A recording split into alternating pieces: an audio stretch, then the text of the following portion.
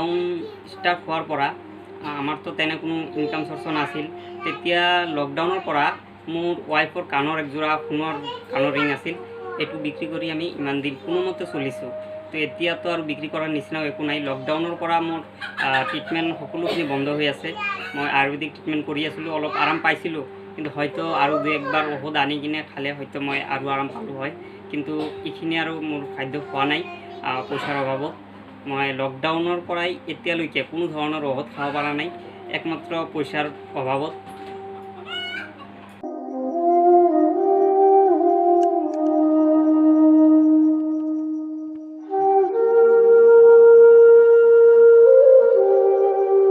নমস্কাৰ, মোৰ নাম মনোজ ঠিকাদাৰ।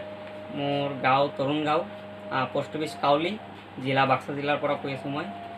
মোৰ একদিন আজিৰ পৰা প্ৰায় 2 বছৰ হ'ল, মোৰ এটা বাইক এক্সিডেণ্টৰ ফলত মোৰ ৰাজহাড়ডাল ভাঙি যায়। ৰাজহাড় ভাঙাৰ পিছৰ পৰা মোৰ ভৰি দুটা একদম সম্পূৰ্ণৰূপে পেৰালাইচিছ হৈ যায়। মোৰ কমৰৰ পৰা ভৰি দুটাত কোনো চেঞ্জ নাই। তো মই আগতেতো চলি আছিলোঁ কোনোমতে।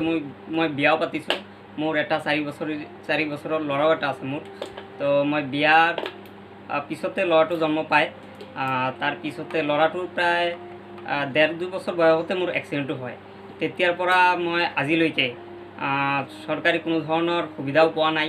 আৰু এতিয়া মই আপোনালোকে চাই আছে পিছফালে ঘৰতে অলপ চলপ কাম কৰি কিনে কিবাকৈ চলি আছোঁ মই, কিন্তু যিখিনি উপাৰ্জন হয় ঘৰতে, এইখিনিৰে চলাটো একবাৰে সম্ভৱ হোৱা নাই মোৰ বাবে। তো আপোনালোকৰ পৰা অলপ সহায় বিচাৰোঁ মই। আজিলৈকে মই চৰকাৰী কোনো ধৰণৰ সহায় পোৱা নাই।